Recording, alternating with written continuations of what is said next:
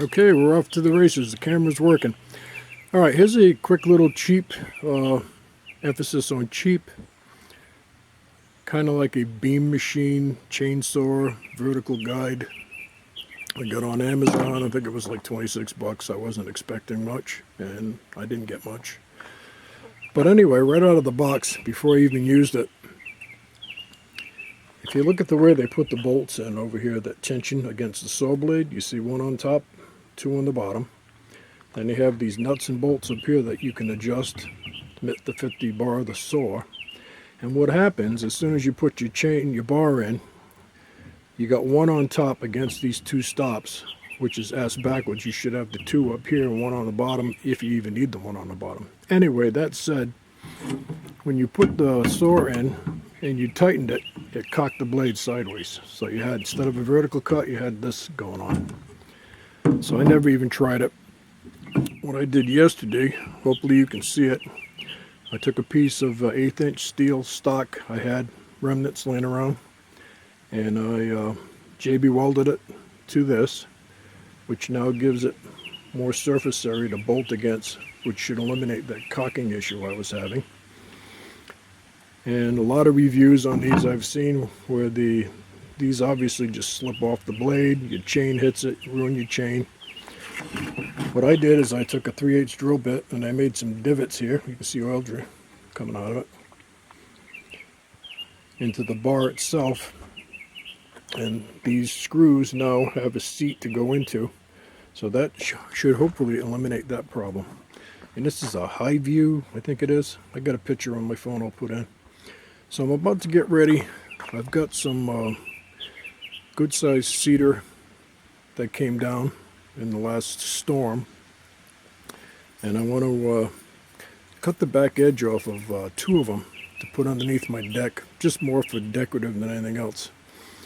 So I'm going to try to go down by the road there, get them set up, attach this to the saw, and give it a whirl, see how it goes. Never used it before. I feel much better about using it now because it's not going to tilt the blade, and drilling those little divots in the saw blade there will give these bolts something to attach to. The last thing I want to do is ruin a blade. And I'll give it a try and show you how it goes. So I'll be back whenever I get around to doing this. This has been a year so far. All right, more to come. Okay, here's the first cut and first test of this Tuff clone beam maker machine. I remodified this little bench to work on. And I got to tell you, after figuring it out a little bit for my first time, I don't think this is too bad. Let me show you.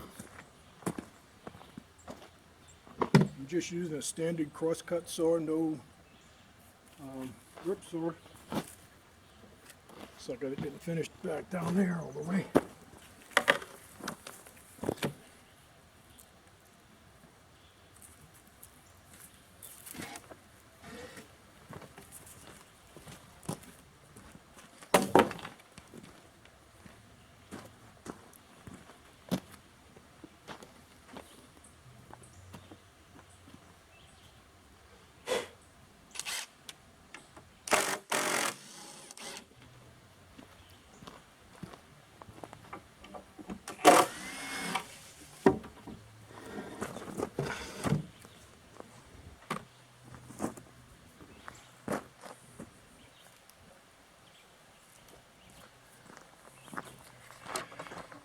Okay, that is exactly what I was trying to end up with.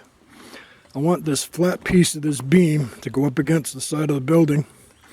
And I got to cut a notch up here to go under the ledger board, make a base for it. And that's only the first one. I've already learned quite a bit on how to do it. Run this 8-foot board. If you're cutting a 9-foot section, put the end of the board all the way to one end, and you can use the front of your bar to make the cut. And I just had a little bit of learning curve, how much depth to use, how to move the log without cutting my extensions off. But I think that's pretty damn cool. The setup is so much easier than trying to set up the chainsaw mill. Now the chainsaw mill, I'm sure, would produce much better results, but I think this will push good results too once you get comfortable with it. This is only my first use of it. Then yesterday, like I said, I Loctited those bolts in. So that bar will be dedicated to that beam machine. I think that's pretty damn cool.